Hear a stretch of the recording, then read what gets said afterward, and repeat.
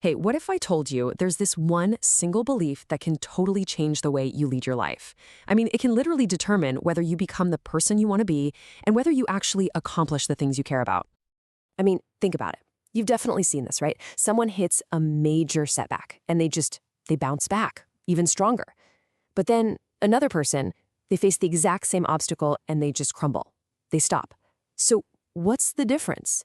Well, after decades of research, psychologist Carol Dweck says the answer isn't about talent, it's not about luck, it's all about your mindset. So, Dweck's work basically shows that we all operate from one of two fundamental beliefs. First, there's the fixed mindset. This is the idea that your intelligence, your personality, your talents, they're just fixed traits. You've got what you've got, and that's it. But then there's the growth mindset. This is the belief that your basic abilities can be developed, through dedication and hard work.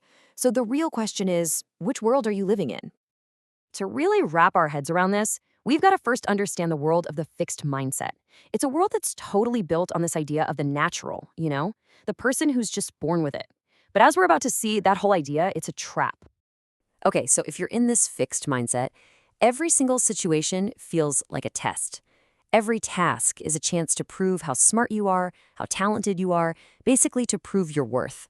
And hey, if you have to try really hard at something, well, that must mean you're not actually very good at it, right? I mean, success should be easy if you're a natural. So, what happens when things don't go perfectly? Well, when Dweck's research team asked people with a fixed mindset how they'd feel after a setback, this is the kind of stuff they heard.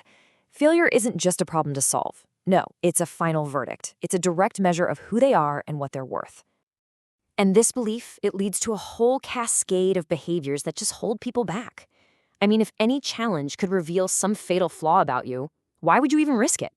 So you start avoiding challenges. And if you hit a snag, you give up, because putting in effort is basically an admission of weakness. And get this, when other people succeed, it feels like a personal attack, because their success somehow diminishes your own fixed amount of talent. It just becomes this life of constantly needing to prove yourself over and over again. You want a perfect example of this trap? Look at the story of Billy Beane. This guy was the definition of a natural. Scouts thought he was going to be the next Babe Ruth. But the thing is, he didn't know how to fail. Every single time he went up to bat, it was a terrifying nightmare. Just another chance for public humiliation. His incredible talent became a cage, all because he believed it should be enough on its own. He was completely trapped by the myth of the natural. So how in the world do you break out of that trap? Well, it can start with just one simple, incredibly powerful word. A word that reframes everything. Instead of thinking, I can't do this, you just add that one word. I can't do this yet. That one little word, yet, it opens the door to a completely different universe. This is the world of the growth mindset. This is the path of the learner, not the path of the judge. And this is so crucial. In this mindset, your qualities are not fixed. They're things you can actually cultivate and grow. This belief creates a genuine passion for learning instead of that constant hunger for approval. It basically says that your potential is something that can be developed, not something that's just there. And this mindset just completely transforms your behavior. All of a sudden, challenges aren't threatening anymore. They're exciting opportunities to stretch yourself and grow. Setbacks aren't a label of failure. They're actually motivating. Effort isn't some sign of weakness. It's the absolute key that unlocks your ability. Criticism becomes valuable feedback, and the success of other people is actually inspiring, not a threat at all. Just think about Michael Jordan for a second. We all see him as the ultimate natural, right? But he was once just a kid who got cut from his high school's varsity basketball team. And yeah, he was devastated, but he didn't see it as a verdict on his talent. He saw it as a starting point. His mother told him, go back and discipline yourself, and that is exactly what he did. He practiced relentlessly, worked on all of his weaknesses, and ultimately made himself into the legend we know today. Okay, but let's be real. This is the question everyone asks, right? Surely some people are just born with it.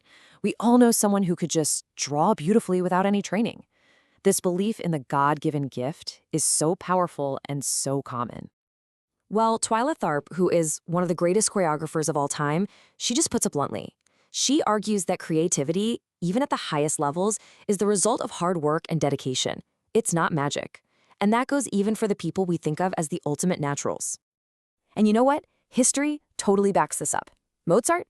Turns out, his early compositions were often just patched together bits from other composers. It took him over a decade of hard labor to produce the work that we all admire today. And Darwin's Origin of Species? That was the result of half a lifetime of constant work. Even the painter Cezanne, a lot of his early paintings were considered amateurish. What we call genius is so often just the result of a growth mindset applied over a long period of time. So here's the most important point. This isn't just some interesting theory. You can actively, consciously cultivate a growth mindset. So let's get practical for a minute and look at how you can actually do it. It really boils down to these 4 steps. First, you just have to learn to hear it. Pay attention to that voice in your head that says, "What if you fail? You'll look like an idiot." That's your fixed mindset voice. Second, and this is key, recognize that you have a choice. You do not have to believe that voice. Third, you've got to actively talk back to it with a growth mindset voice. Remind yourself that challenges are for learning, and then add that magic word, yet. And finally, you have to take the action. Go embrace the very thing you are afraid of. And that right there is the most important takeaway from all of this. Your mindset is not carved in stone, any more than your intelligence is. It's just a belief. And yeah, it's an incredibly powerful belief that shapes your entire world, but it is one that you have the power to change. So the view you adopt for yourself, it really is a choice. One path leads you to a world of judgment and fear. The other leads to a world of growth and resilience. The truth is, we have no idea what the limits of human potential are. So the real question is, what will you choose to do with yours?